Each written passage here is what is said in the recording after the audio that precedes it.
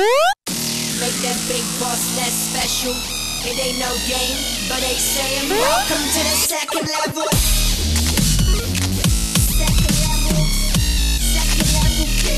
Second level. Hello, Internet, and welcome back, or welcome to the official Love 2 podcast, episode 40. That's 40. That is like a midlife crisis. Yeah. My name's Keegan, half Love 10 Gamers, hanging out with my buddy, the Bangers and Mash himself, Mr. Tom. How you doing? Do not make that my nickname. You're Bangers and Mash. I'm okay. How are you? I'm good. Okay. I'm excited. I'm playing a lot of Destiny still. Still playing more Destiny. Still up in that Things update today, so I'm gonna go home and play more Destiny. I'm probably gonna stream as of recording, which is Tuesday. You'll see that there will be a live stream of it. What are they updating? The weeklies. So Nightfall gets updated. I'm gonna do that. We were gonna do it last night with Brian and David, but then our internet charter decided to, it was funny. So we finished a raid. Not the raid. I wish you finished the raid. A strike in Destiny, and as soon as we beat the boss and as soon as we got our loot, Brian started to say something, then all of a sudden he just dropped out. And me and Dave were like, Brian, like, are you there? Like, because we were going to do the next strike. And then I dropped out. And then we started texting each other like, what the hell happened? And I go, my internet went down. Brian's like, mine went down. David's like, I'm still here, so I don't know what happened. David's like, well, fuck. We're like, what's going on? Strike number 2. Let's do this. So we had to, it took probably about 15, 20 minutes. I'm sure something happened somewhere that we're unaware of, and everything came back. There's the fact that me and Brian went out at the same time because we live relatively close. I mean, we're not neighbors by any stretch of the imagination, but we're in the same general vicinity. It was really interesting last night. Outage. Sucks. Because we were like, oh, we're going to do this. And then by the time we did it, it was like, we're too tired to actually do what? Nightfall. I fucking hate no internet. Like, it's my, like... Yeah, I was going to go to bed because I'm like, I can't watch TV now. Electricity and internet are like the two things. Well, electricity, I'm such a electricity fucking you creature of can. comfort. Electricity you can. Can what? Because you got battery. And if you're good, you got a generator Your backup. PlayStation don't run off a battery. Yeah, but your phone does. You don't need a PlayStation to watch YouTube. That's true. Yeah. But then you can't Or charge Netflix. it, so it only lasts so long. Because you need to charge it. So I it know, depends but on how long. that's why you have a generator. Who has a or a generator? hand- You don't have a generator. I have a hand crank. Do you? Yeah. Wow. Okay. Yeah. My grandma got it for me back in the day. I need a hand-cranky So it's a NOAA radio that is a hand crank that has a flashlight and it has a USB port. A USB port. Mm-hmm. Wow. So you can charge it. So it sucks if you get a... But still, I get it mean, going, but yeah. that's some doomsday prepper level shit right there. Well, she got it for me because a few years ago, tornado came through and I was without power for about two and a half days, and she got a little nervous and was like, "Here, have this." Jesus, I was like, I want one of those now. So yeah, it's real nice. You've convinced It's real me. nice. I will never buy I've looked into like solar panel or solar powered like battery packs and stuff like that, or generators, but they're too expensive. They're not worth it. We're not quite there yet. So, but Help us, anyways, Tesla. this is the Level 2 podcast where we kind of pick a topic each, talk about it, and in the middle there's a game and or some sort of fun thing we do. Yep. My topic this week, I showed you a video, and the link will be down in the description for you to watch. So before... It'll also be playing behind us. Yes. You won't be able to You hear won't the be hearing words. the words are important. So that'll be weird, But but you get to see this goofy But guy. before I discuss this, I recommend you go pause this video, go watch that, and then come back. Makes more sense. You back? Cool. They're back. So, that being said, Tom, for us, that was like 1 second. That was weird. They sat for like 8 minutes and then get back. I missed you. So, the video, Jeff Kaplan from the OverWatch team had felt the need to make a video about how toxic the Overwatch community is. Or is and is becoming. I have two perspectives I want to talk about on this. One, Sure. what does that mean? What does that say about Overwatch and Blizzard's player base? And two, gaming as a whole toxicity. That's hard to say. What is your thoughts on it? And the fact that somebody from the developer or somebody from the developer of the game had to come out and say, you guys need to stop being so mean to each other. I love the way he does it as well in the video. He's very kind of like, come on, guys. Can't we all be friends? Yeah. Well, here's the thing. I don't think Overwatch is unnecessarily more or less toxic than anything else. I think Overwatch is prone to it. 480,000 people have been banned, Tom. Or accounts have been banned, not people. Because it is an FPS that is competitive. It has And ranked team-based. matches, and it's team-based. So it has all the requirements for people to lose their fucking minds in it. I think that's the only thing that Overwatch has. And that can be said for any other thing. Counter-Strike, Call of Duty, Battlefield, you name it. Destiny. Battlefront, whatever. Destiny, yeah. Like anything like that. I mean, Overwatch specifically being kind of a MOBA does have like more in the way of that because of the rank system and because like that is 100% you need a balanced team to play that. Yes. Successfully anyway. And so I don't think it necessarily says much about Overwatch other than the fact that that game is the perfect breeding ground for Toxicity. And it's one of the biggest games right now. And it's already a huge title.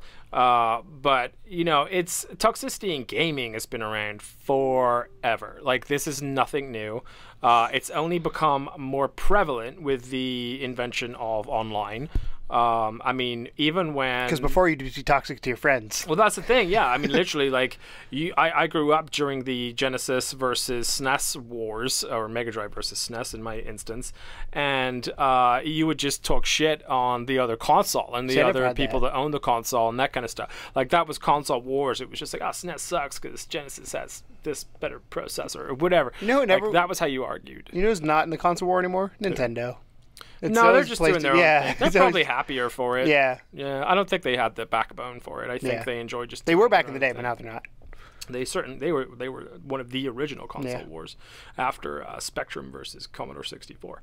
But I think that that was how it kind of started, was this kind of us versus you mentality of what you owned, what you played. And some of that comes from when Sega was New Kid on the Block. They had to differentiate themselves from Nintendo. And there was some shit talking between the companies. It was the Sega does what Nintendo don't. Yeah. That's one of the most... I mean, it reminds me a little bit of like the I'm a Mac, I'm a PC commercials back in the day. It's like this is how you differentiate yourself. There's a little bit of shit talking that went on by the companies themselves, but they also respect each other. I mean, that's the thing. Even and they now, need each other. Yeah, even now with like Sony and Microsoft, as much we've had Phil Spencer come out and we've had Yoshida come out and say, you guys need to stop yelling at each other. Like, we're all gamers here. Stop it.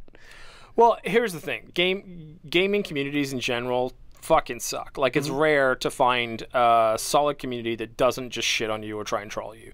Every game, the harder the game is, the more likely you are to get into a shit show. Look at things like Dark Souls 3. There's entire people that dedicate their lives to fucking with other players on that game. Minecraft, even, like, there's just people that will just come into people's servers and just wreck all of their shit leave. But it's only my brother. The only time I played. But it's, I mean, the toxicity level's always been there, and it wasn't until, like, the original kind of Halos and Half-Lives and stuff that you started to get, like, the fuck your mother kids. And it's more prevalent on the internet now because of social media, so people can screenshot everything. So I can't tell you how many times I'm in like 3 or 4 gaming groups that I'm in consistently, and how many times I see a screenshot come through of like, look what so and so said to me because they got pissed and I beat them or whatever it may be. Like, used to get that post-match email or whatever from the player that's like, I still get it. You suck, F word or whatever. It was just. I felt bad. So I've got a personal story on this. So my thoughts on Overwatch specifically with this video, it fucking sucks he had to do it. That's the part that I think is dumb. The fact that people can't be... You don't even have to... He said pat people on the back. I think that's like, you don't have to do that. You just have to respect each other. Yeah. And yes, Overwatch, the only time I've ever had somebody call me out, and he didn't believe me, and fair enough... I was playing a competitive match in Overwatch, and I was Lucio, for those of you who know who he is. Said that you sucked as Lucio sucks, and you no, maybe I have 2 then. Give me a second. Maybe I have 2. So, anyways, I was playing as Lucio, and I was going to follow my team, and I dropped my controller, and it must have hit the triangle button because my ult popped, and the guy goes, "It's the fucking worst time to use Lucio, like piece of shit," like all these fun words, colorful words. I won't say some of the words he said because some of them are not suitable for even the internet. Just look at PewDiePie to see what happens when that happens. But no, it was just like one of those things where I was like, dude, I dropped my controller. He's like, yeah, right, whatever. It's like, I get it, because what are the odds of me dropping the controller, hitting the triangle button? Slim. But then I came back and I popped the ult at the right time, and we ended up winning. I want to be like, fuck you, look what happened. But no, the one you were mentioning is I did have the same thing where we had one healer, and I tend to main Lucio because I can get around, I can heal people around the map pretty quickly. Mercy obviously is the best with direct healing, but the guy popped in as Lucio, and he's like, "You fucking suck! Like, Lucio's garbage. You don't need to be him." And I was like, you know what? Just give me a chance. Watch what happens. Ended up getting 5 gold medals, winning player of the game, all that kind of stuff. And the dude shut up afterwards, and I was like, "Thank you," because I'm of the belief in Overwatch, and I'm just like everybody else. I don't want to be here and like I have a halo above my head. I'm not mean to people online.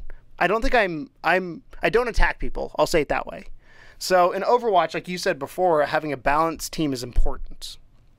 So in competitive world, which is where you tend to see it a lot more because that's where people care, and I think that's part of the problem that comes in is some people care, some people don't. In the competitive world, if you are Widowmaker or Hanzo, you immediately get people like, oh, fuck this guy. Like, I've been on a team that's thrown games because somebody picked that character. And the way I say it when somebody comes in is, if somebody comes in and plays, say they play Widowmaker, and I don't think it's a good choice based on the other composition, and I do it based on what everybody else picked, so you need to fill holes. So say somebody comes in and picked Widowmaker, and I'll express saying, hey, we could use X right now, and if you guys agree, let me know. But I won't shit on the person, because there was one game where the dude was like, oh, look, it's another Widowmaker guy, and the Widowmaker ended up getting 3 snipe kills at the beginning and just wrecked house, and it helped. So if the person's good with him, I'll give him a chance. It's when you are not good at that character and there's a need missing because the character you There's picked. still a way to approach that, yes. though. And that's the thing, is that, like, I feel like a lot of what happens is very similar to road rage. Mm-hmm. It's just kind of like this Jeff was saying, the anonymity or anonymity. Yeah, anonymity anonymity of people on the internet. It's very similar to that being 10 in a times car fast. Because you'll cuss at people that, like, cut you off or whatever in a car because you're in a safe little metal shell. You're both moving. You're probably not going to get out and have a fight about it. So online, you have that much more braggadocio, and you feel protected by the fact that this person doesn't know where you are. But then you look at the examples of, like we talked about last week with PewDiePie, where that doesn't matter because that is hurtful regardless, because that guy is a streamer and people are watching him, and for him to do such a childish outburst, and use such a not childish, but just horrible word, really does affect people. And if you times that by the amount of people that got reported by Overwatch, which we said it was 480,000. 480,000 accounts have been banned. 340,000 came from reports directly, right. Which is an insane number because some games don't even sell that much. I was half on the comment. I'll tell you why. One, I felt like it was a little pedantic. I felt like the way he was telling players, like, be nice, was a little bit like, people know that, they just don't do that. So there's nothing that you're going to say that's going to change that. Yeah. But I think the one great point that he did make was he said, like, right now, instead of this team of developers working on a new map or a new character or a new replay for you thing, they are working on this report system and making it better because you guys can't shut the fuck up. Yeah. And that rings truer to me, because that's like saying it's not like there's a separate team of people that are just working on the report stuff and then there's another team working on other stuff. It's the same people. So if they're having to spend this extra time working on this report system and perfecting it and trying to make it so that everyone can have a good, enjoyable game, then there's a delay in the developer progress towards coming up with new stuff, which is a perfectly legitimate argument for why that's so the example I wanted to give, but I wanted to make sure I got my feelings out first, was so me and might have been David, I can't remember who I was playing with. I was playing with somebody else though. Maybe it's Degrado. Probably it's Degrado because it's competitive. I don't think I've played competitive with David yet. But anyways, that's besides. So we were playing a match, and the problem that sucks with Overwatch competitive, if a player leaves, they don't get that spot filled. So if one player leaves, it's a disadvantage. It's a 5v6, and you're automatically going to lose. And then at that point, usually it's a snowball effect. Well, what happened was first player left, and then there's a countdown timer that if somebody else leaves within, like, I think it's 2 minutes, it's forfeited, match is over. They didn't leave within 2 minutes, and then we started wrecking them, and then they left because there's a group. It was 5, and then there's a group of 2 that left, and then there's another group of 2 that left, leaving 1 dude left. And me and James were like, we're not going to shoot this dude. Like, he went back to his spawn. He was standing there dancing. Like, we were just doing emotes. And me and James just went up to have fun with him. Like, we're like, we feel bad for this guy because we've been on the side where, like, your team leaves and you can't leave because you get penalized. So we went up, we started dancing, like, doing our emotes and just having a good time. Like, stupid shit that you can do in video games. Then our teammates came behind us and started shooting them. And I was like, what the fuck are you guys doing? Like, really? What are you trying to prove when it's 6v1? We're going to win. We're already up. We're already winning. You're not getting anything out of this. You're not going to get any sort of reward for it. Like, why are you just being an asshole? And I don't send messages very often to people after things, but I sent a message to this guy saying, thank you for sticking around. Sorry about our asshole teammates. I ended up, because in Overwatch you can prefer a player, so I added him to my preferred players list because that's the kind of person I want to play with.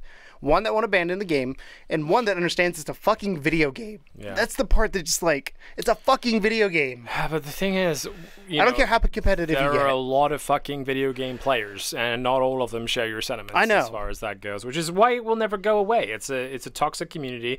Gamergate proves that. We all lived through Gamergate with all that bullshit that was going on with all the anti-feminism and gaming stuff, and it just is consistently. It is a childlike hobby, video gaming. And I say this as a 34-year-old man or whatever. It's a childlike You're like, how old am I? I forget how old I am. But but for a lot of people it's escapism, right?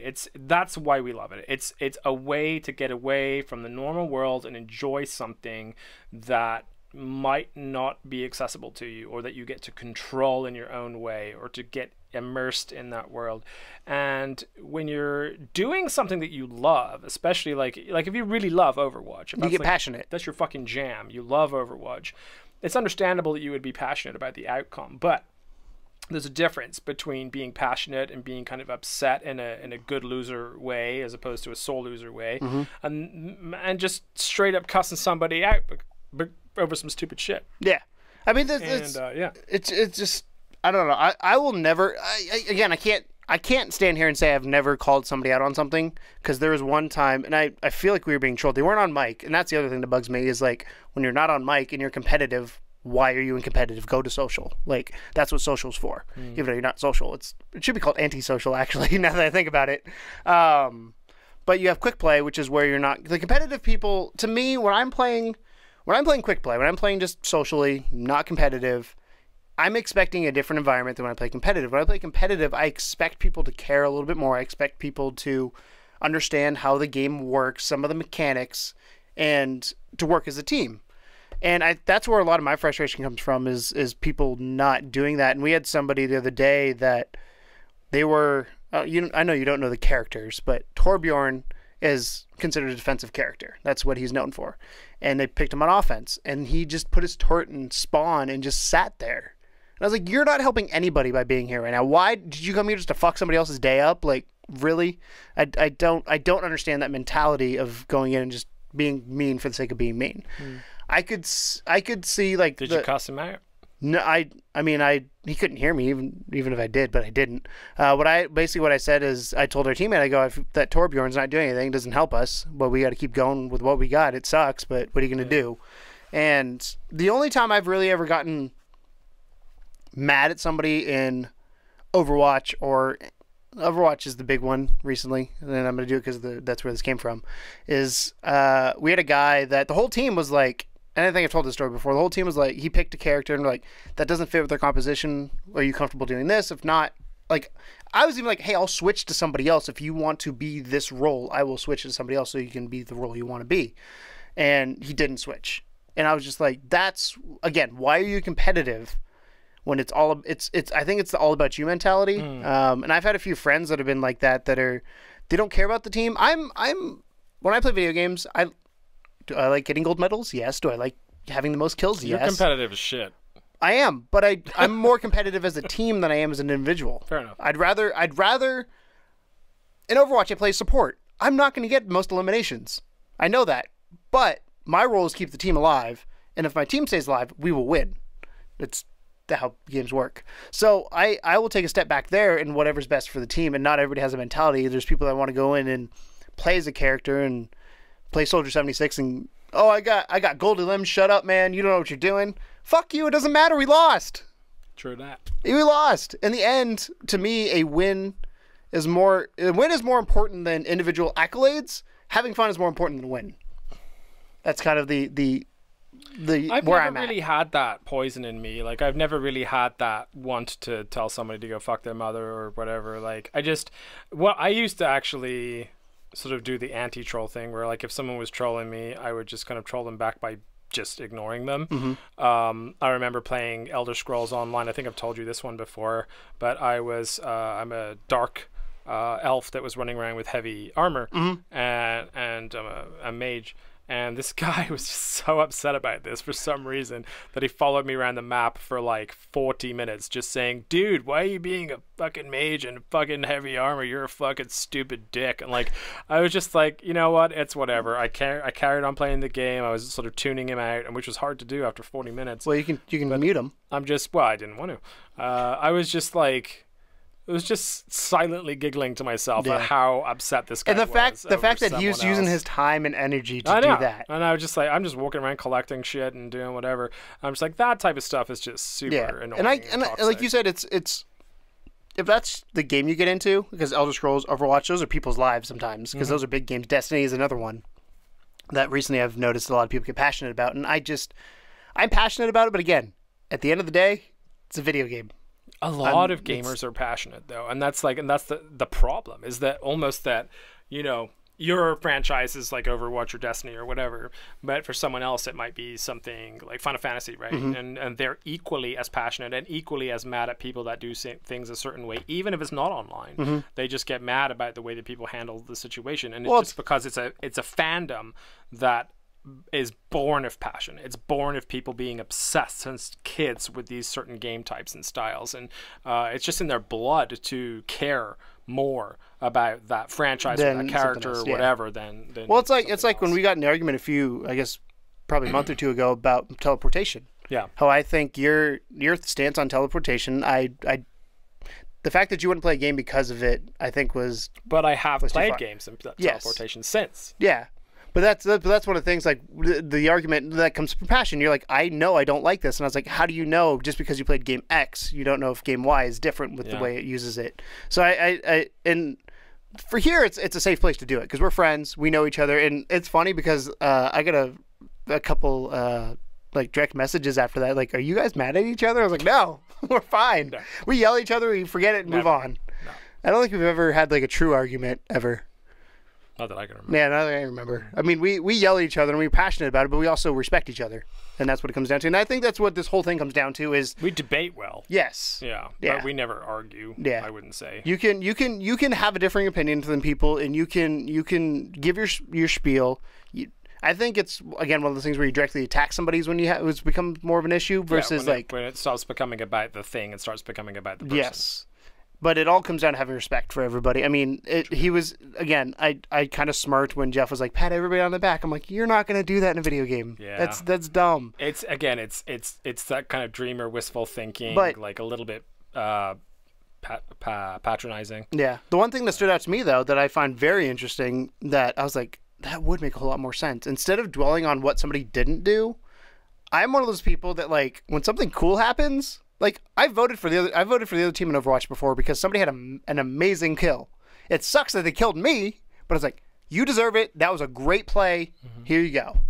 And it's just funny because there's people that will not do that because they were on the other team and you lost or whatever it may be. I was like, come on, really? Are you really that full of yourself? It's a weird world, video gaming. But I'd love to know. I'd love to know your guys' thoughts on it. Where do you stand on what Jeff said? Hopefully you watch the video. Like I said, the link's down below. What are your thoughts on it? Are you a passionate gamer that has gone off the rails at somebody, and what caused it? Regret going off the rails at somebody? Do you think it's an age thing? Do you think that since you've grown with gaming that you've become less and less inclined to let outbursts happen? Because I think that's part of it as well for me. I'm sure I was like a little bit more yelly. I don't remember ever like cussing people out as a kid, except for like my friends. I mean, I would yell at people again, like in Halo 1, the original Halo. When we played like Blood Gulch, you yell at your friends if they did something stupid. Yeah. But like, again, end of the day, you lost a match and we won the next one. Yeah. No harm, no foul. Mario Kart's the same way for me because Mario Party as well. I mean, you saw me in Mario Party. Been pretty good at Mario Kart, and my friends always give me shit for it, and like it'd always be like, "Oh, you fucking lucky Jaxie asshole!" Like, and it was always like, you just laugh, man. You take it on the chin and you just keep going. Yeah. So. That being said, let's move into our little. There's a fun one. So this is normally I would call this 5 fun facts, but I'm gonna do 15 fun facts. That's 3 times the amount of facts. 3 times the amount of facts for those of you that map. For 0 times the price. You can watch this for free. So the reason why I chose this was because, frankly, we forgot to come up with something. And right before filming, I thought, this looks interesting. And I actually sort of read a couple of them, and they were great. So I hope you're really going to enjoy this, because this is going to blow your mind, especially your mind, because you won't know some of these, I hope. So it's going to be cool. I know a lot more about video games than you know, even if I haven't played the video game. Ooh, we'll see. All right. So fun fact number 1, Final Fantasy was almost the end. Final Fantasy was a last-ditch effort by Hinabaru Sakaguchi to succeed in the gaming industry. Square had released a series of unsuccessful RPGs and racing games in the mid-1980s, and Sakaguchi took inspiration from games like Dragon Quest and Legend of Zelda for Final Fantasy. If the game flopped, Sakaguchi would have quit gaming and gone back to school. Luckily for us, Final Fantasy was a hit, spawning an entire series and Square's best-selling And that's why it's called Final Fantasy. I knew that one. So yeah, I mean that's kind of incredible to me, because you think about how far we are now, Final Fantasy 15, and just think about Square Enix in general. Well, that was Square. That was Square at the back. That's only the solid counts. There's like the Dissidia games. There's the Crystal Chronicle games. There's all these side spin games like Chocobo Racing and stuff. We would be, without doubt, without one of the best franchises in gaming history if that had not gone well. And I've played the first Final Fantasy, and it is good. It does deserve the title, but it's it's nowhere near where they ended up. But, I mean, first games usually aren't the best. Okay, number 2. Gandhi's famous aggressiveness in Civilization was a bug. Gandhi is supposed to be the epitome of peace, but players of the original Civilization found he was more likely to drop nukes on them. Gandhi's hidden aggression rating was appropriately set at the lowest score of 1. However, choosing democracy dropped aggression by 2 points. The bug appeared because the code didn't recognize negative numbers. Instead of dropping to -1, it just went straight to the next number in the loop, which was the highest rating of 255. Most aggressive leaders were only 10. The team thought it was so funny that in later Civilization games they fixed his aggression but kept his nuke rating high. Yep. So, I knew that one, because that was another one because again, Gandhi is the opposite of what you think the dude would do. So I'm playing a game. I'm playing a game within the game now, right now, Tom, to see how many of these I know. Okay. But I'm 2 for 2. I'm aware of that one. So Pokemon, which I'm sure you're aware of, is a popular series, was inspired by butterflies. That I did not know. I mean, I knew Butterfree had some sort of inspiration for it, but... The popular Pokemon series creator Satoshi Tajiri got the idea for the game based on his experiences as a child collecting caterpillars and watching them turn into butterflies. Oh, I knew that. Yeah. Never mind. Okay. I've heard that story before. So I thought that was because it's like the Miyamoto did Zelda from wandering as a child. Is that one of your ones? I hope I'm gonna pre-predict I got a whole one. lot more to go. I'm gonna pre-predict. Number 4. Bill Clinton could have been in Fallout 3. Did not know that one. That's the first one. 3 for 4. Blind Light, the casting agency for Fallout 3, tried to get the former president to voice the game's president, John Eden, but were declined. Apparently, Mr. Clinton has received many offers over the years, with his attorneys always responding, "The former president will not participate in one of your video game projects. Thank you very much." Blind Light loved the candid answer rather than the usual ignore for 6 months approach of other agencies. So he could have been the voice of the president in Fallout 3. There you go. That's a fun one. Yeah. I like that. I'm trying to imagine him as being the president. I did not drop that nuke. That's a real bad Bill Clinton impression for you. I did not have sexual relations with that He was robot. a mean sax player, though. He could play the sax like nobody else. Player. The Reaper Roar in this is number 5. The Reaper Roar in Mass Effect 3 was a trash can. Games use many odd objects to get the effect they're looking for. The Reaper sound from the infamous fight in Mass Effect 3 was created by repeatedly opening and closing a heavy-duty bear-proof trash can. It's pretty cool. Sound design is my favorite thing to do. It's awesome. One of my favorite sound things that was like, holy shit, that was a thing. The lightsaber sound in Star Wars, like when it goes, is you take a really big ladder, you take some tape, and you take a slinky. You put the slinky down the bottom, slinky at the top, and you just. That's weird. Really slow. And it's the same thing with, so they do the same thing with the blasters too, but they shrink the slinky, so it's incredible. It's a lot of noise. We had a guy teach at our I did a lecture at one of my schools that I went to, and he actually had an Oscar for sound effect design in a James Bond movie. And this guy was he was old, and he was actually going to that college studying Italian. and they asked him, like, they figured out who this guy was, and they were like, hey, do you want to come and do a lecture for our like music production and technology class, which is what I was in. And he turns up, brings his fucking Oscar with him, and just whips it out of the bag and is like, here's my Oscar. We're like, holy shit, are you allowed to like have that? And but he was great, and he did all this. He was telling us about how some of the weirder sound effects came about. If you're a fan of sound effects and how they're made, Wall-E, there's a behind the scenes of Wall-E, because there is no speaking in that movie. It is all sound effects, and they will go in depth of how they did different things and how they combined objects to make certain sounds. It's amazing. Yes. Fascinating. Number 6, the Commodore 64, my first console. I won't know this ever, one. had less power than a calculator. Oh, I probably knew that one. It was a good guess. Yeah.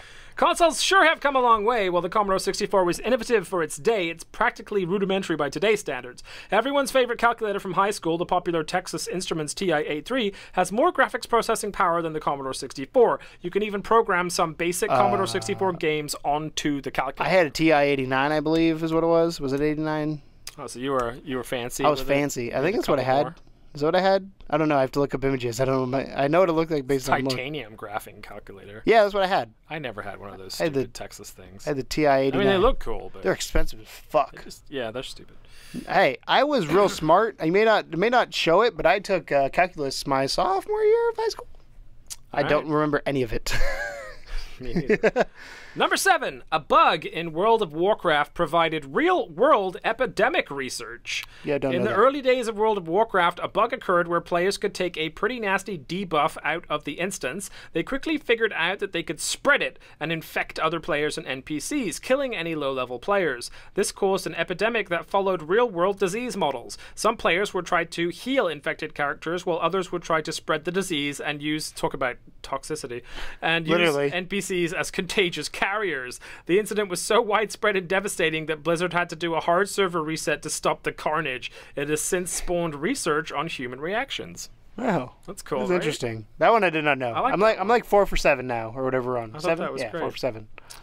Number 8.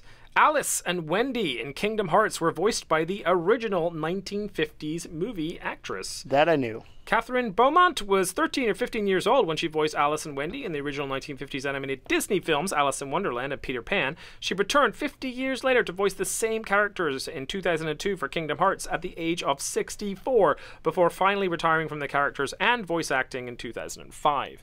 My question is, how does like a 64-year-old sound like a 13-year-old? Yeah, I played them, but I don't remember that. Computer. Weird. Computer effects. You might like this one. Conan O'Brien and Andy Richter are in Halo 4. Do you know I knew Conan was. I didn't know Andy Richter was. Conan O'Brien and Andy, you get half a point.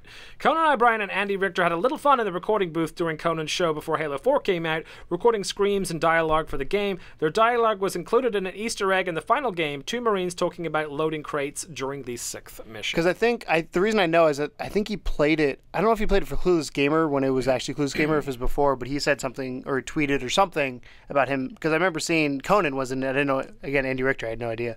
So I'm like, what is that, 5.5 out of 8? Are we 8 or 9? 9. So I'm 6.5 out of 10 right now. 6.5 out of 9 so far. Not bad. Not bad. Lara Croft's breast size did not know that. Was an accident. Lara Croft has been known for her unrealistic figure and sex symbol status since Tomb Raider debuted in 1996. Her triangles. When adjusting her model, the developers intended to increase her breast size by 50%. It turns out they accidentally increased it to 150% instead. Oops. They decided to keep it that way, and thus Lara's iconic bosom was born. Yeah, I did not know that one. There you go. That's a weird one. StarCraft is the first computer game to physically go to space. Mission specialist Daniel T. Barry took his favorite game, the first copy of StarCraft, with him aboard the Discovery for shuttle mission STS-96 on May 27, 1999. It was the first shuttle flight to dock at the International Space Station. The StarCraft game CD orbited the Earth 153 times and traveled 3.5 million nautical miles, and now resides at Blizzard headquarters in Irvine, California. There you go. That's kind of cool. I like that one. Number 12. The Chicago Bulls were rigged to lose against the Detroit Pistons in NBA Jam. NBA Wow. Jam designer Mark Turmel was a big fan of the Detroit Pistons at the time of the game's development in This is shitty. At the time of the game's development in 1993, the Pistons' rival, the Chicago Bulls, had run 3 straight championships, and Turmel felt the need to level the playing field. The game's code was rigged so that Bulls players Scottie Pippen and Horace Grant would have a lower chance to make clutch shots in a close game, and Pippen's ratings dropped significantly whenever Bulls played against the Pistons. That's just shitty. You can't do that. I mean, he can. He did. He can. But yeah. This one you will definitely know. Number 13. This is one of my favorite stories. There's a whole documentary about this called Atari Game Over. Yeah. Millions of E.T. game cartridges were literally buried due to poor sales. E.T. the Extraterrestrial came out on Atari 2600 in 1982 to cash in on the movie's fame. Unfortunately, this was also right before the video game crash of 1983, where the market became flooded with games and consoles, leading to a decline in video games until the NES. Competition was fierce on the market, something Atari had not expected. Retailers canceled orders, and Atari was left with millions of unsold game cartridges, so they buried them in New Mexico. The site was excavated in 2014, and 700,000 cartridges were retrieved, but there are still many more buried in the landfill. Crazy, right? E.T., by the way, literally one of the worst games ever, like if you've never played it. Is it one of the worst games ever, or does it get shit because it was one of the last games before everything went down? No, it is one of the worst games ever. Like, watch Angry Video Game Nerd play E.T. Yeah, I've seen it. Hilarious. AVGN. Yeah. Number 14, 2 more to go. The max score you can get in Pac-Man is 3,333,360, which is stupid. Why wouldn't you just have 3s on the end? That would be better. Points. So it's considered a perfect game, but the only way to achieve it is to do everything perfectly. Eat every dot, power pellet, fruit, and enemy in the first 255 levels without losing a single life, and use all extra lives in level 256 for extra points. The first person to get a perfect score in Pac-Man was Billy Mitchell, who was the evil guy in the King of Kong documentary. They also have a documentary on him. Do they? Yep. Yeah. In 1999, after 6 hours of play, which seems like a short time to do all that, after 20 people have done it since then, with David Race holding the world record at 3 hours, 28 minutes, and 49 seconds in 2013. And lastly, Grand Theft Auto combined lawsuits are over $1 billion. Granted, and still climbing. Granted, most of them are by Jack Thompson, who was famous for his crusade against GTA and its supposed effect on violence and children. The more famous of the many lawsuits was the one Thompson filed for $246 million against Grand Theft Auto 3, PlayStation, and Walmart for supposedly inspiring 2 teenagers to mimic the game's violence. Thompson was eventually disbarred for frivolous lawsuits. I'm sure we all remember Hot Coffee and all that. Yep, Hot Coffee. They had the Lindsay Lohan one just got settled not too long ago where she dropped it. One? Yeah, so Lindsay Lohan, do you know GTA 5's cover art with the girl? Lindsay Lohan claimed that was her. And they're like, no, this is the actress we based it off of. And Lindsay Lohan was like, well, she took a picture to show her in a red bikini holding a phone, and Rockstar was like, you can't trademark a picture. Yeah. But no, they came out and said, hey, this is who actually mimicked it after we paid her for her likeness, so on and so forth. So it's quite interesting though. I get it. It was a thing. Let's see if I can find the picture for you, because it was a thing. Lindsay, if you can find it, save the page and I'll put it up behind so we can see it.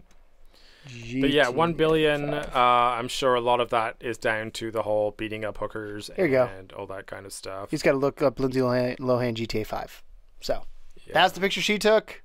That's the art. Close. I mean, she has to take her sunglasses off. This is the one they modeled after. Yeah, that's her. So that's obvious. They paid her. Yeah. For obvious reasons. So you could tell the face is like identical. Yeah. That's why. Yeah. So interesting. I'll put them up. Put them both up. Do you want me? You just search Lindsay I'll Lohan find GTA them. Don't worry. So, with that being said, time to move on to Tom's Tales, and this one is a weird one for me. So I will give you a pre-warning that it's going to be a little bit happy, a little bit sad, a little bit weird. This is a personal one, so I'm not doing a video game related one this week. I felt like it was time to bring it back to personal stuff. And I did gaming, so we're good. Yeah, so we have. I feel like we unintentionally balance each other out. It works out. So this one is weird and kind of depressing. Sorry in advance for it, but today, actually, as of recording in the studio that we're in right now, it's the 6th year anniversary of the passing of my mom. And I wanted to talk a little bit about her, my upbringing, what that meant, and kind of bounce some things back and forth a little bit with you, and because I know that you've been through some losses and stuff recently as well, so I thought we could have a touching moment at the end here. So to give you a little bit of backstory, I am an only child. I was they call it a miracle birth because my mom was told literally by the doctors that she couldn't have children. They said, no matter what you do, you're never going to be able to have kids. And somehow, out of the blue, one day she had a kid. And that Your was mom, me. by the way, I've seen pictures of her, super cute. Like, she's very small. Yes. She is exactly 4'10". Oh, she was exactly 4'10". So she's pygmy status. But yeah, so is that where you get your height from? Yes, absolutely. My dad's like 6 foot, so yeah. Really? My dude, I don't think I've seen a picture of you next to your dad. I know you. There's a couple. I know you posted a couple. I need to look. I'll put some up behind. Yeah. But yeah. So anyway, and I was born on Christmas Day. That I did know. Yeah, miracle birth on Christmas Day. What do you? Oh, you Jesus? I might be. I'll never tell. So it was a weird birth to begin with. I was actually the first child born on Christmas that year, and I made the local papers, and they actually decorated my like crib area special because I was the first kid born on Christmas that year. So, and there was like newspaper clippings and stuff like that. Anyway, no siblings because she wasn't supposed to have me to begin with, which is kind of weird in of itself. I always wondered what it'd be like to have like brothers and sisters and stuff, and it's fun sometimes. Like, so my perspective with siblings is my sister's 3 years older, so I always had somebody to like. Granted, my upbringing was different than most because I moved a lot, but we always had somebody to play video games with. We hung out as we got older. We separated. This is why you do multiplayer and I do single player. Yeah, that's honestly the reason why. Me and my sisters play video games all the time. And then my little brother, 8.5 years younger, is a different story. Now we're connecting versus before. He was so much younger than I was, and I was a teenager. Obviously, I didn't care. I mean, I love my brother, but it's like I didn't want to hang out with him. Right. Now it's like, not cool enough. Now we talk about video games and we talk about video production. He's and all way this cooler than you now, dude. He plays drums. He's going to school for video production. He's a cool dude. He's going to end up in Hollywood I somewhere. like that kid. But yeah, that's honestly why we probably play play multiplayer and you play single player. It's probably right. I would love to see a research on that. So yeah, that'd be interesting actually. Yeah, good. Let's make research. That a thing. Research only child. If you play more single player or multiplayer. If you're an only child, are you a single player? We could do our own research. Yeah. If you're listening or or watching, if you were an only child, did you play more single player or multiplayer? And if you had siblings, more multiplayer or single player? Let us know. Anyways. Getting back to the story a little bit, so I grew up with consoles. That was your sibling. Those were my siblings. My brother was my Commodore 64. My sister was my Mega Drive. And it just how I got into gaming to begin with was escapism and the fact that I did have friends. I've always had good friends, and I've always chosen wisely, mostly good friends. And the weird thing to me is you're friends with a lot of people that you grew up with, which unlike me, I'm not. Well, I mean. Yes, but also I am not really close with them right now. No, because I live in a different country. I still keep up with them on a not daily, but like on a regular basis. Yeah. I'll text Matt now and again. Yeah, I was gonna say because I talk to my buddy Hugh a lot, and I still follow him on Facebook and stuff like that. So I kind of know what they're up to. Yeah, not everyone, but a lot of them. So the weird thing about my mom is that she was an identical twin sister. So she has an identical twin sister. I won't say her name, but basically, mom too.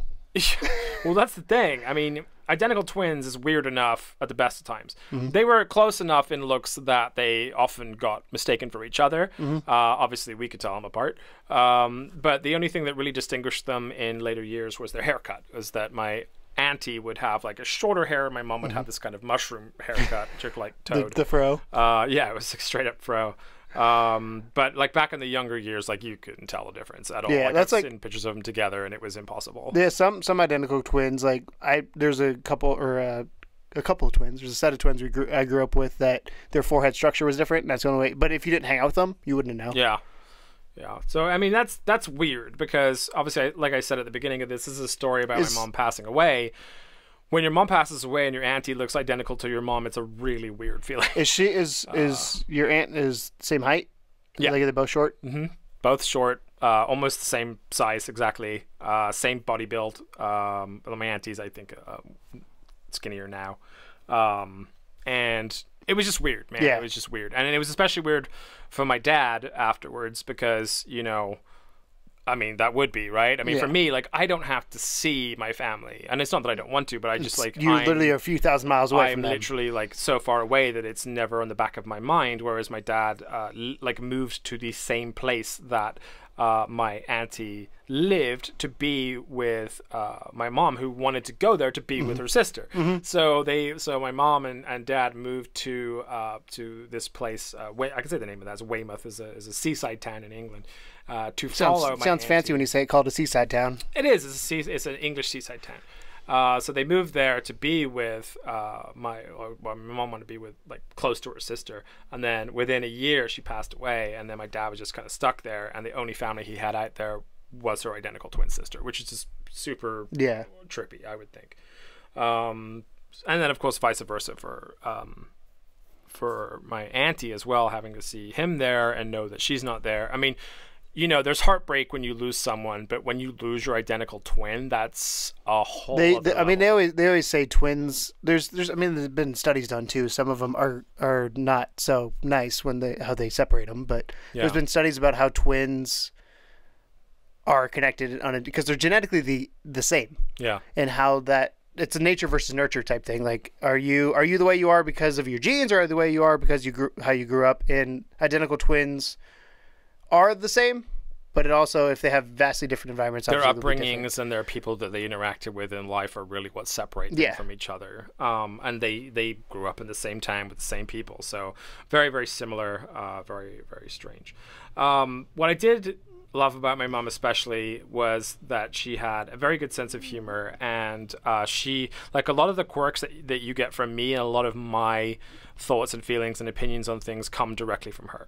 I'm like my dad in the fact that I'm not super bright sometimes about some stuff, and don't get me wrong, I love my dad to bits. He's got a heart of gold, but he sometimes has struggles with basic concepts. Common sense. Well, yeah. It's like, I mean, yeah.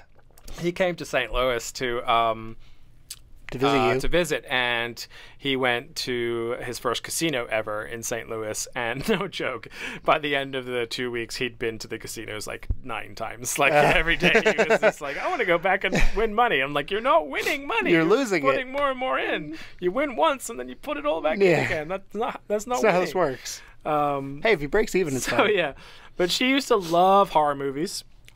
She and my dad as well. Like, did she let you watch them with her, like, at a young age? Mm-hmm. Because that was one of the things my parents always. My dad started that. But okay, because that's one of the things my parents always, like, when it came to, like, the music I listened to, obviously influenced by your parents first. Because, like, for me, it was with my dad, it was Phil Collins, it was Elton John, it was those kind of things. My mom was Aerosmith and Alice Cooper. And I remember just the impact they have on you, on what you listen to, what you watch, because of either what they allow you to watch, or what they're watching, and then you watch along. So, like, I like thriller/murder mysteries because my mom. Right. We used to watch that stuff all the time. Well, my dad was, music-wise, he grew up on Led Zeppelin, Pink Floyd, Bruce Springsteen, which is probably more where I get my leanings from. Born in the USA. My mom was just a pop queen. She just loved, like, boy bands and stuff like that. She would listen to, like, Westlife, which was an Irish boy band from back in the day. Take That was another one. But the thing about my mom is that she would never begrudge me the music that I would listen to. So as a sort of as an example, I would play whatever I wanted in the car, and she'd be pretty much okay with it. She might not be like 100%, but yeah, you can tell. Oh yeah, here we go. That's a boy band. That's a boy band. It's the Backstreet Boys over. I'll put the Westlife picture up behind so you can see. That really is the Backstreet Boys. I could tell you who's what. Uh-huh. Cool. Anyways. Yeah, they're all Irish. I just had to see how I wanted to see what your boy bands look like compared to our boy bands. I mean, they're the same. They're the same. Yeah. It's a mold. So But she, like, I used to play, like, really, like, gross hip-hop. Like, I used to like horrorcore hip-hop, which was basically, like, just disgusting hip-hop, where they would just rap about gross stuff. One of my favorite rappers was a guy called Necro, which just about says it all. But he had, like, some of the worst lyrics. Like, I remember one of the lyrics was, finger your rancid asshole with this plastic pole, do as you're told. Which, my mom would let me bump that in the car, and she would feel so kind of cool. My mom was the opposite. She's like, why are these people screaming? But she would like she also loved these horror movies, and like, so she was the chick that when she watched you've seen Indiana Jones, right? Yes. Have you seen I'm assuming like the original. Have you seen Temple of Doom? No, Temple of Doom, Raiders of the Lost Ark, first one. Yeah, I've seen the first. I was like, is that the where first the one, Nazi's face melts? Mm-hmm. She would rewind that. Like, that was who she was. Like, she'd watch the face melt, rewind it, watch it again, rewind it, watch it again. So you wonder where I get my fucking, like, disgusting... why? Is it because... She just really liked the effect, and she thought it was so gross it was a and video cool. effect thing. Yeah, it was like, she just really thought it looked cool, so she would rewind it over. Maybe she was like, yes, melty faces. Maybe, well, or that, or maybe she had just a major hatred of Nazis. Maybe. Just kept doing that over and over. I mean, I'm sure she did. But yeah. I mean, most people do. But those kind of scenes, like, yeah. She would get a rewind. The shock. But yeah, and she loved Aliens. She loved Tremors. Aliens being the movie, right? Yes, the movie Aliens. Not like actual aliens. Did you see Tremors? You ever seen Tremors? Never heard of it. Really good movie, actually. If you've never seen it, it's one of the original sort of creature features. Has Kevin Bacon in it. But it's basically about giant underground worms in the desert that will like get you and grab you and pull you under the ground.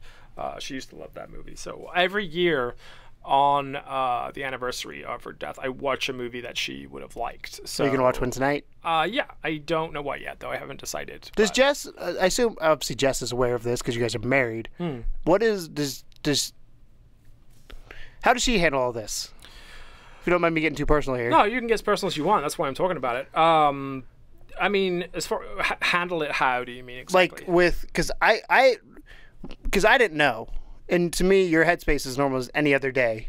So I don't know where you're at.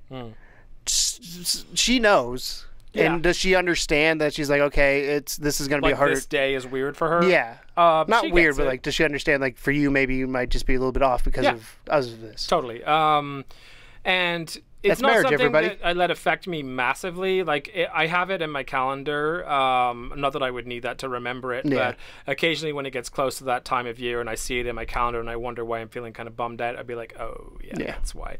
But yeah, I mean, I have her birthday and her death day, I guess, in my calendar, so I can remember both. Like, my dad. If you're a Christian, it's called Go to Heaven Day. Go to Heaven Day? Is she? I'm sure you might talk about it, but does she have any sort of beliefs? My mom was a Roman Catholic. Okay. So yes, she did believe in God, but she was never uber religious. Yeah. I just based on what I know about you. Yeah, I'm technically baptized Roman Catholic, but obviously I'm an atheist. The power of Christ compels you. Yeah, Roman Catholics don't fuck around. Oh, I know. I know. My dad was Church of England, and she was a Roman Catholic, so it was whatever. That's when the Reformation happened. Yeah, I don't know what Church of England. Like Church of England, I think was the one that was founded by Henry VIII, just so he could get divorced. Yep, probably. So that just goes to show you how we deal with religion in England. But yeah, so the thing that I really liked, though, aside from like the fact that she watched cool movies and let me listen to cool music, was she loved my phases. So when I grew up, I had phases, right? Everybody does. And my mom questioned a lot of mine. And I had like a phase where I would be really gothy and I would dress like Trent Reznor. And I don't know where they are nowadays, but I bought a pair of, don't laugh, leather trousers from a biker friend of mine that I used to wear with a black long sleeve, very tight shirt when I was thinner, just because I wanted to look like the Crow. And I had the black, like the trench coat? The trench coat, the whole 10 yards. I used to judge people with trench coats because it scared me. Hair. Well, this is before Columbine. Well, yeah, we grew up in two different eras. Right. Post Columbine, it has a different meaning. Yeah, but yeah, I would dress like long black hair, black goatee, black leather pants, black trench coat, and a black long sleeve in the height of summer. Was your soul black? And then, like I told you, like you're friends with this guy, which is weird to me still because like there's a 15-year-old inside me that screams every time you mention it. But I went to the hairdresser when I was younger after I went past my black phase. Which guy is this? You'll find out. And I had these pictures from Kerrang, which was the rock magazine. Oh, I know what you're talking about, yeah. And I took in and I said, I want this haircut. And they were like, okay, let's see how he looks like he got it done. And the haircut I'm talking about is from Head, from Korn. And yeah. Cool dude. So, yes, they basically figured out that what he did was he had braids, but he would take, braids take 3 strands. Yeah. He would take one of the strands and dye it or bleach it blonde and then intertwine that with the other 2, so he had this kind of like blonde strand going through his braids. Once my hair cutter lady figured that out, 5 hours later I had head hair, and it was not to be confused with bedhead. Yeah, it was like Head from Korn hair. Yeah. And my mom loved it. Like she thought it looked crazy, but what I really liked about it was like when I would go out and about places with her, like if I went to McDonald's or something. Have you ever met Head? No. I'm gonna make that happen. That'd be really nice. You got to tell that story to him if that happens. I would totally tell him. You got to tell that story to him if that happens. I'll send him an email and see what happens. But yeah, I would. And this is like me being 15 in England doing this as well. Yeah. So this is how much he affected other people. But I would go to McDonald's or whatever, and I'd be fully decked out in either my goth gear or my Head gear or my Limp Bizkit gear or whatever the fuck it was that week, and I would get a lot of attention. Obviously, I'm the guy with braids and colors and all stuff in my hair, and probably some T-shirt that said something horrible on it. And my mom loved it. She loved the attention that I got just from being like that. And she'd go, "Ooh, everyone's looking at you," and she'd like joke with me, and I'm just like, "Yeah, they are." Like, and like she's like, "Oh, it's kind of fun." I said, "What do you mean?" She goes, "Just having everybody looking at you." I'm like, "Okay, that's weird." Whatever. Now everybody's looking at you on the internet. Yeah. So although I look less crazy now, I think. Yeah. So I don't know. So to be honest, I don't know if I would have talked to you with the way you looked, and that's me being super judgmental. I had an emo phase. I had the girl jeans. I had the super tight bright T-shirts, the band T-shirts. I did that phase. You were a scene kid. I definitely was a scene. Well, I didn't quite make it because I didn't do the eyeliner thing. Like I never did the makeup thing because that's just me being lazy. Like that's too much effort. I'm too pretty for eyeliner. Yeah, well, I did wear eyeliner one time during a football game because it was Halloween before, and I was Jack Sparrow, so my mom put eyeliner on. Weird sentence to say. But I the goth kids were always like the ones that you were. Again, this is also post Columbine, so the goth kids were always the ones I was concerned about, and the dude that went to my school that always wore a trench coat always seemed sketchy. He may not have been. I don't know. I didn't really talk to him. Probably was absolutely fine. He seemed sketchy. You have to balance this out with the you can't judge one or two people's actions based on the clothing they were wearing at that time. Like everyone tried to blame that shit on Marilyn Manson, and it's just like no one wanted to take responsibility for all the shit that was going on then. So, but no, almost all those kids from my era anyway were absolute sweethearts, and I made some of the best friends in my life during those. I mean, now it reminds me of like. I mean, where we work, it's pretty much everybody looks not the same, but there's a style. Yeah, there's a style that tends to go around. It's like, beards. Well, yeah, Beards. Lots of beards. Club. Yeah. This is just laziness again. That's all this is coming from. For me, absolutely. I hate shaving. I also look like a child. Anyways, but yeah, so yeah, she loved that. But the thing that I always, and this is something I said at her eulogy, was. The thing that I love the most about what she did for me, aside from standing up for me and aside from being there when I was a complete brat all the time, was that she taught me equality. And she taught me that everyone is created equal and that everyone deserves the same chances in life. And that rings super true with you from what I know of you. I mean, that's one thing that we've had many conversations both on and off the channel about things, and it's... You're very passionate about that too. That's the other thing. Yeah, I mean, I don't want to bring up all the crap that's going on in St. Louis right now, but I mean, I have always been an advocate for human equality, regardless of your, sexual preference or color or creed or economic status or religion or whatever. And she is the lady that put that in me, because when I was younger, I would ask questions about those things and she would explain it to me. And it always boiled down to everybody bleeds. Everybody is the same underneath. So it doesn't matter. That makes me sound like she's real sadistic. I don't bleed. I don't bleed. But I don't bleed. Yeah, but it's no, it was one of the best things she ever did for me, was teaching me social equality, social justice, and looking out for your neighbor, which I think is one of the reasons why I find it so easy to make friends, was because I didn't have any preconceived notions of friendship. I was like, you're just generous to your friends, and you lend things to your friends, and you do things for your friends, and you don't expect anything in return, because that's what friendship is. That's how it works. So, I put her through some shit when I was a kid. That I used to do quite a few drugs, mostly the same drug, but just a lot of it. And she found out at one point, bless her heart, I used to smoke weed every day without making any Nate Dogg jokes. But I used to smoke weed every day, and my room stank of weed. Stank of dank? Stank of the dank. And she thought, bless her heart, this is how innocent she was. She thought it was a cologne that I was wearing, and that she's like, "Oh, I really like the smell of that new cologne that you're wearing." It's like, "Thanks, Mom." But I'd just had a reefer before she came in the room. That's how innocent she was in general. Is like she immediately thought that stuff was just there's no way in hell that I would ever be a part of it. She didn't realize really the time that we grew up in, everyone was doing that, and way worse. But I never took it much further than that, and I'm grateful for that. Even when it became an accepted notion that was something I was doing, she would let me do it in the house. She would let me do it in the garden. I would sit there and smoke and talk to her in the garden, and it was this kind of weird level of acceptance that she came to, where she's like, okay, this helps him in some way, and it was helping me in a mental facility kind of way. It was self-medication, but it wasn't like now I'm on all kinds of shit to try and keep my happy balance. But back then, that was self-medication. The problem is I just did too much of it. It was the same as anything. Anything in excess is bad for you. Exactly. So but she was there through those bad decisions. So the guy who drinks 2 Red Bulls every day. Yeah. We had some falling outs over that stuff. Obviously, I think that Was she if you don't mind me asking, was it more from the legal standpoint? Because that's where in my brain, because I've smoked once in my life, weed. I've smoked cigars and stuff like that, but to me, the disconnect is, amen. They are disgusting.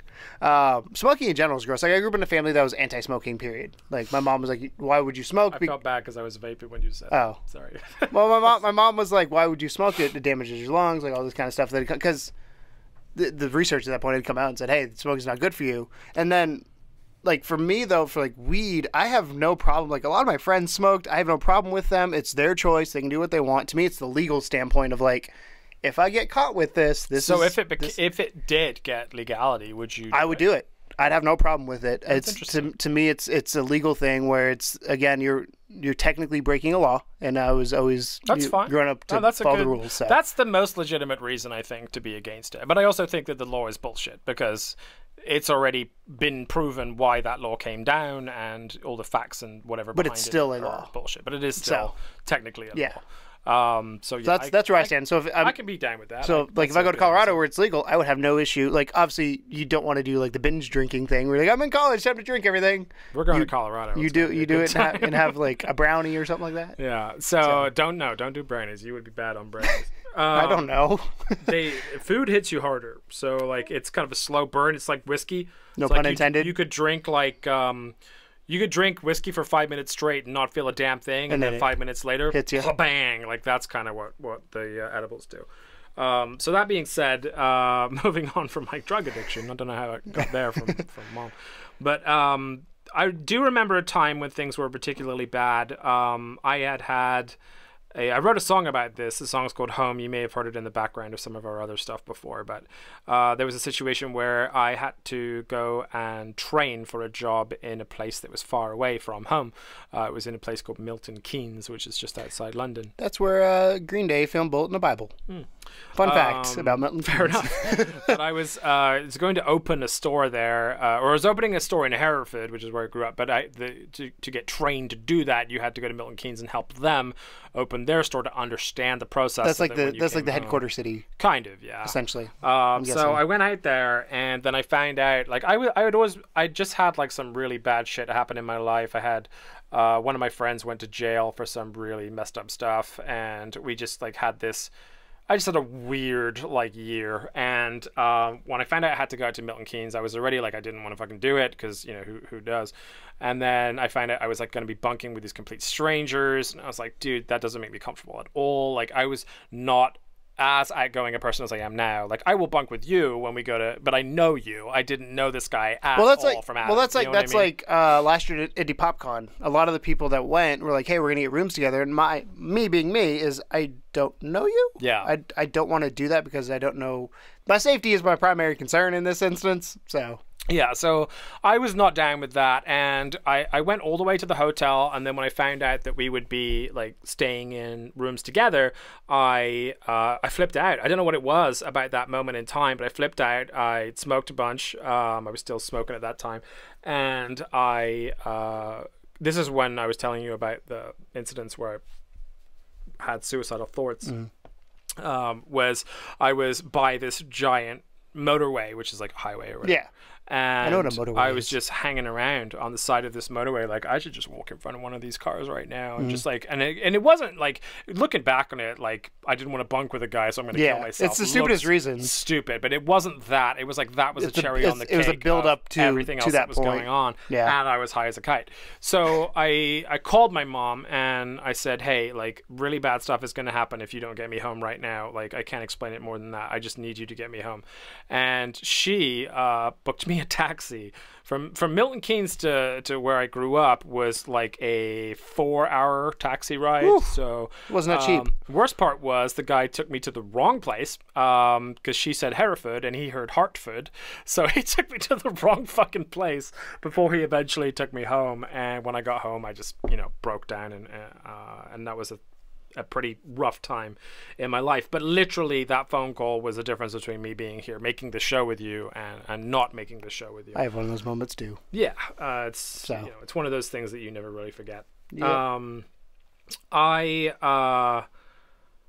really love how she loved Jess as well, because me and Jess, like I said, we were, you know the story of me and Jess. If you don't, there's a whole entire podcast about it. But Mom really liked Jess. She spoke to her on the phone a little bit here and there, and she was probably just happy you found somebody. Yeah, yeah, maybe. Maybe it was because that's what my mom's gonna say. She's like, "Thank God, it's about damn time." But like my mom would say, like, whatever happened to that nice American girl that you used to talk to and that kind of stuff? And she would love to sit there and talk to Jess on the phone before she handed it over to me. And you were telling all the dirty secrets about you. Yeah, probably. She was killer for that. She like literally, she made a book of embarrassing baby pictures of me that she wanted to go through with my first like ever like fiance girlfriend situation, and she fucking sent it to me, or sent it to Jess as a Christmas present one year, and she had it all done up all nice and everything, and it was just like no idea. There's just like pictures of me like as a naked toddler with my wang hanging out, and I was like fucking hell. But that's the kind of sense of humor that she had, which I thought was, I mean, you see where I get some of mine from. But but Jess loved her to bits, and the ending to this, I guess, the sad part of it, because I wanted to talk a little bit about her life before I talked about the rest of it, was the way it happened was so weird. Obviously, I'd already been here for a few years. She'd already been over to see me once in St. Louis. I have pictures of us in St. Louis, and I remember it was a Sunday, and I had just been to like a work meeting. I didn't have to stay after work, and I could go home. So I got a bunch of awards at this work meeting, and I was really happy. And we had like, this is where we worked now, right? No, it's different. No, it's before that. Okay. And 6 years. Yeah, and so we were having a really good time. Like we were just having a good old time. Like we had just been to Bob Evans for breakfast, which is biscuits and gravy. Pretty solid breakfast place. Can't go there now, but I had a good time. Yeah. And well, you shouldn't go on a road trip with my mom then. Yeah. my dad calls me out of the blue and just says, "Hey, Tom, there's something really wrong with your mother, and it's looking like really bad." And I didn't know how to respond to that because, you know, I'm not there. I can't just jump in a taxi and go over and see what's going on. So basically what had happened was they had gone to holiday to Cyprus, which is a beautiful place by Greece. And everything had been great. They'd like gone underwater, like scuba diving with the fishes and done all this really cool stuff. And then when they landed all the way back in England. And coming off the plane, it was a small plane that you had to actually like walk between the plane and the building. A regional plane. Right, yeah. And she had just had this kind of, she's like, "Oh, I have a headache or whatever." And then she just dropped, and she couldn't talk, she couldn't move. And my dad obviously like got her straight to the hospital, and it was from the hospital when she was in this state that he called me. So she wasn't passed at that point, but she was just like looking really bad. Like there was a lot of stuff going on, and they discovered that it was an aneurysm. She was like 55, 56, and she had an aneurysm, which is crazy age to have an aneurysm. And an aneurysm, if for those of you that don't know, is essentially something goes pop in your brain, and that's it. Like there's no build up to it. No warning, there's no no nothing, warning. just kind of... It's just pop and you're done, and just out of the blue. And the fucked up part about it is that at the time, my wife Jess, her mom had been going through cancer treatment for 2 years, I think, at that point. And you know, we were focused on her because she has a disease that we know of, and we know that this is going, you know, to a weird place, and we're preparing. You're more aware of what's the day to day going on there than exactly, and it's in America, so you know, I'm just more up to date with it. And then you know, Jess had obviously, you know, already kind of set in her heart that when her mom did eventually pass away, that my mom would be her mom, and that was just kind of the way it was going to be. And you know, because like I said, they had a really good relationship. So this is way before anything happened with her mom. My mom passed away exactly 4 months to the day. So I got the call again from Dad, basically saying, you know, it's over. She's passed away. Funeral is going to be whenever, and you should get here whenever you can. He paid for me to. It's not cheap. No, it's not. It's $1,200 a person to get over there. So, did Jess go with you? She did. Yeah, she left early. I was there for, I want to say I was there for 3 weeks, and she was there for 2 weeks. So she left a little bit early. But yeah, we went over there, went to the funeral. Super weird. Meeting all the people. You know, like my best friends from my hometown came up to be with me. That was really nice being with them and everything. And it was just weird. It was because it was so out of the blue, and it was like, you know, she was the healthy one. She was the one that, because my dad's always had like heart problems and stuff. She was like the strong as an ox, never had a health problem in her life, which is part and parcel of the reason why now I treat every day like it could be my last, because I'm so like, you never know. Yeah, you never know, man. Like, it doesn't matter how much exercising you're doing or how good you're eating or whatever. Like, you could get hit by a bus or have an aneurysm tomorrow, and that'll be that, and all your shit was for nothing. So that's why I push so hard into shows like this and into the business that I'm doing now with Jessica and all the other stuff. Like, I push really, really hard to do something with my life that means something, and it's all mostly because of her. So like I said, I was there for the funeral. We scattered her ashes at sea, which is really beautiful if you've never done that before. I've only gone to 4 funerals in my life. Yeah, we didn't want to. Grandpa's well, she didn't want to be buried apparently, so they cremated her and they put her in like an urn. It was a biodegradable urn, but we decided that we wanted to go to her favorite spot on the pier, and you know, from there basically scatter her ashes to sea, which means that now we can go to that spot and know that like that's where she went out. And I just love the sea anyway, so for me it was kind of a cool thing. So yeah, 4 months later, I'm back in America, and Jess's mom takes a turn for the worst, and she spends 8.5 days fighting really hard in hospital before she passes away too. Literally 4 months to the day after my mom did. And this is all in 2011. Did they know each other? Your mom and her mom? A little bit. Yeah, they met once or twice. But yeah, and it was just because like obviously, Jessica's mom was like, you know, he was this weird being British like guy. really sorry for me, but she's also going through all this shit, and then Jess is having to deal with that. So it was like the worst fucking year ever, right? You just have all these things bandaged together, and it just turned out to be this terrible, terrible year. But I wanted to talk about it because like I said, I like to immortalize things with media and with what we do. And even though this is not necessarily gaming related at all, it is personal to me, and it's something that I like people to know about me, to understand me better. I get a lot of jokes about this ring around my neck. Is that the one ring? Are you going to drop it off in a volcano? And I feel really bad saying, no, it's my dead mother's wedding ring, but thanks for asking. But yeah, that's the only part I have of her left is on this chain. My wife bought me the chain, but so I keep it around my neck, and I kind of use it to think every once in a while. But today is 6 days to the day, so I wanted to talk about it a little bit. 6 years, sorry, yeah, to the day.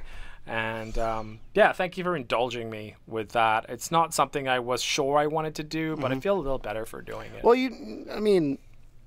I know you've had your stuff recently. I've had a lot of stuff happening. Grandma was probably the hardest one to me, and it's funny because I called my mom not too long ago, and she's like, "Get over it." She was 90, and she's getting old. But again, I think it was the suddenness of it that gets you, and you're just like, "What the?" And a few things have happened leading up to that too. Other things and personal life that had gone on, and it's just like, what the fuck happened? So I don't know. I appreciate you doing it and talking about it, because I mean, you don't talk about your mom that often because there's no need for us to really talk about it because there's nothing really to talk about. But it is cool to hear, like, when the story of how you and Jess got together. It gives you insight to the person that's next to you, and I like to think we're pretty good friends at this point. We've been doing this for what, 2.5 years, and we've been working together for 4, 3, 4, 4, 4 probably 4. Well, I've been there at least 5 years, and so you've been 5 there years longer then. than me. Yeah, so 5. 6 years. Yeah, is when I was there. So 5 years.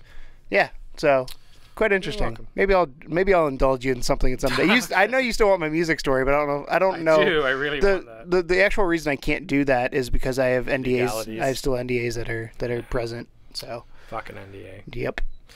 Anyway, thank you as well for indulging me, listeners and viewers, in that. Hopefully it wasn't too depressing for you.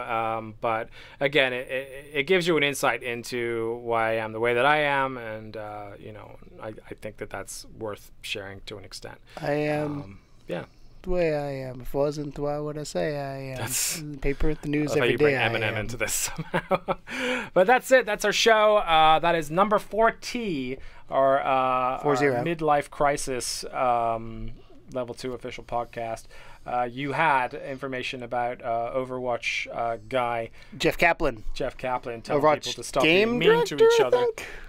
15 awesome facts about video games, and then a little tale of my past. So hopefully you enjoyed that, and don't forget, you can go back and see yesterday's Codename Morpheus or the day before for Indie Please Add Details if you want to dig into some of the more gamey based things that we do. We do focus on indie and VR games. This is our weekly chance to be ourselves, so we do tend to just we are ourselves in the other ones, but this is more personal. We are, but this is just like whatever the fuck we want it to be. So yeah.